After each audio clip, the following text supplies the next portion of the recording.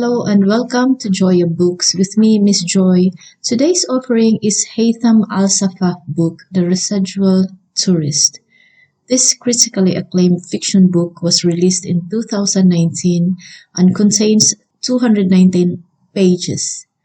Sharing his views in the book today is author and teacher TC. Thank you very much, Miss Joy.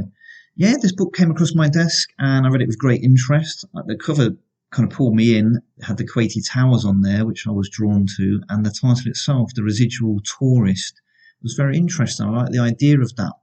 It's about this character, Mr. Nobody, the narrator, and his picaresque tale of singledom in the modern age in a specific part of the world, namely the Middle East.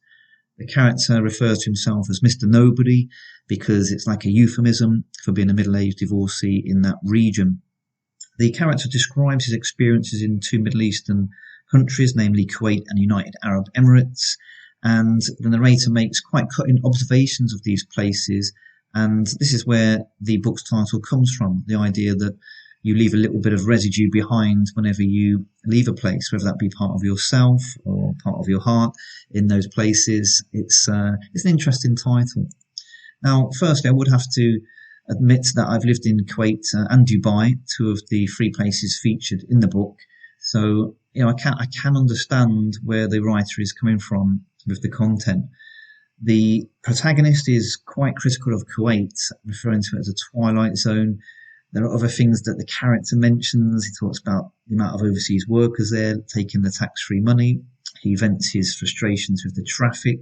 There's a lovely part where there's a road rage incident where an Asian worker is run down by a bus, and then a bystander films it on a phone, and then another bystander poses as a police officer. And, there's this kind of real ironic build-up of events in certain situations. And if you've lived in that part of the world, especially as a Westerner, these incidences, you do hear of them, let's put it that way. The character also talks about the lack of sidewalks, things like the greed of the Egyptian Harras, who was the building supervisors, also refers to his frustrations with the idea of making a match, a romantic match in the region. I think he even goes to a Qatar by this marriage broker, and the narrator talks about the kind of soulless nature of meeting the potential matches, and of course the huge financial cost involved in that. I think it's getting up to about $50,000, monumental amount of money for such services.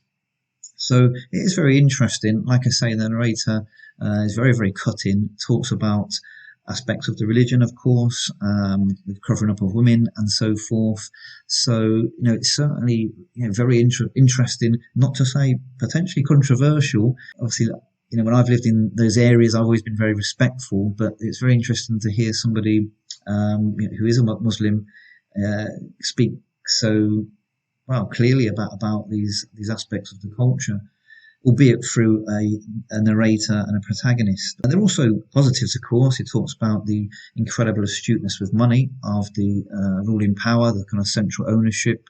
And, it's all about this character's kind of midlife crisis, I guess, and dissatisfaction with his own marriage failing. So being fed up with that, he feels suffocated, and he hears on a radio show while he's driving home in his car one evening about how 85% of people go on Facebook, they call it face something else, but so I can't say that word, but yeah, Facebook, to get in touch with exes and old loves, okay, saying that many of the people who do that kind of are unsuccessful. So as if to kind of prove that correct or otherwise, he actually goes to Dubai, the United Arab Emirates, to see his first conquest, this female called Thames, who is also going through a divorce. And again, whilst in Dubai, the narrator talks about the idea of the sub-Saharan Asian men on their way to the mosque kind of leering at Thames's immodest clothing. Talks again about the glitz of Dubai, but of course the fact that OFWs are the workers there who keep things running, are kind of shipped out to these out-of-town shanty places, out of sight, out of mind. So in Dubai, things go relatively well, but the character Mr. Nobody and Thames, their kind of petty hang-ups, sabotage relationships, potential.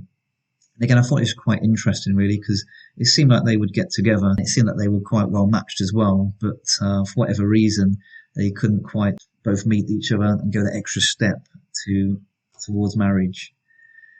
So, in kind of desperation, if you like, the main character then flies to Colorado, where he talks about the freedoms of America, of course, drinking and singles events there, and let's say as he has his fun in that part of the world. And then finally, at the end there, the main character, he has this bottle of contraband, and rather than give it to a homeless person at the end, he tries to smash it, but the bottle doesn't break, and it ends up in the hands of a homeless person. So, a lot of irony in this book. I'm going to be honest, I did enjoy reading it, and I could relate to much of the content in the book. Now, of course, you have to understand that it's not the author, writing this as the author. It's the author writing it through the character, this Mr. Nobody, this writer. So, I think this is what people maybe don't understand when they read a book like this. You have to accept that and then enter the book and enjoy the tale. Simple as that. If you don't, you're not really going to enjoy the book. So, for example, Mr. Nobody, the character, is quite negative towards relationships and women generally, but then that's the character, okay? If they've just been through a torturous divorce, and that's probably going to be their view on relationships at that time. Perhaps females will not enjoy this book, but then I would say, do most females enjoy Charles Bukowski books? I mean, I love the books of Bukowski and the poetry. That speaks directly to me as a male. And I think this book, The Residual Tourist, did as well, to a slightly lesser degree.